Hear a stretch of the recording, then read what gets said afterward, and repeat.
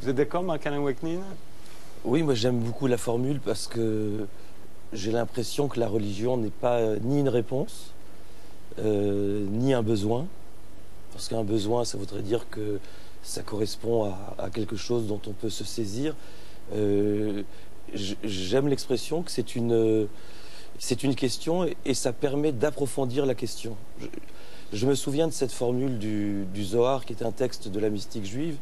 Vous savez, en hébreu, les lettres ont des valeurs numériques, donc chaque mot a une valeur numérique. Et la valeur numérique du mot Adam, qui veut dire l'homme, qui s'écrit de 3 lettres, Aleph, Dalet, Mem, c'est 45, et ça écrit le mot Ma, qui veut dire quoi. Et on en déduit que l'homme est un quoi. L'homme est une question.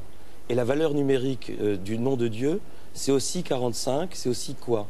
Et la confrontation de la religion, c'est en fait une question d'un quoi vers un autre quoi. Et je crois que la religion est intelligence si elle est justement cet approfondissement permanent du questionnement de l'homme, comme vient de le dire Tariq Ramadan, sur qu'est-ce qu'il fait. J'ai même créé un terme qui s'appelle la quabilité, c'est-à-dire une sorte de concept d'approfondissement de cette question.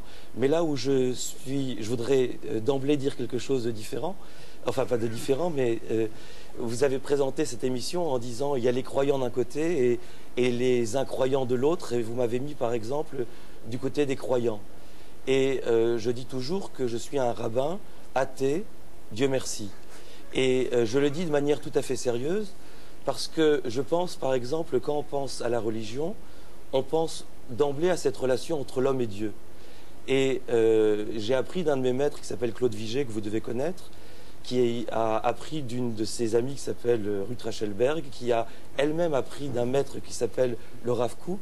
Une chose tout à fait extraordinaire, c'est que le nom de Dieu en hébreu, ça se dit El. Et ça vient de la racine Oulai, qui veut dire peut-être. Ça veut dire que Dieu, dans la tradition la plus mystique, la plus étymologique et mystique à la fois, ce n'est qu'une hypothèse. Ça veut dire que Dieu, peut-être, il existe, peut-être il n'existe pas. Ce n'est pas le problème de la croyance qui est essentiel, c'est le problème de la question.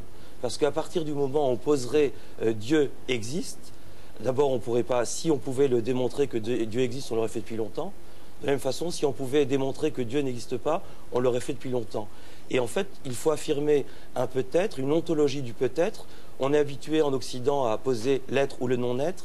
Et là, je crois que la tradition religieuse pose la question du peut-être. Et c'est dans ce peut-être-là qu'il y a toute la vivacité, tout le questionnement, tout l'enjeu. C'est le besoin simplement de vie et de vivre, et pas le besoin d'un objet dont on pourrait se saisir. Parce que si on se saisissait d'un objet, Dieu serait un objet dont on pourrait avoir une utilité définitive, et puis une fois qu'on l'a utilisé, voilà, donc c'est plus, je pense, il faut peut-être utiliser un terme qui n'est pas le terme de religion, mais le terme de sainteté, par rapport au terme de sacré, mais je vais trop vite. On y reviendra. On y reviendra.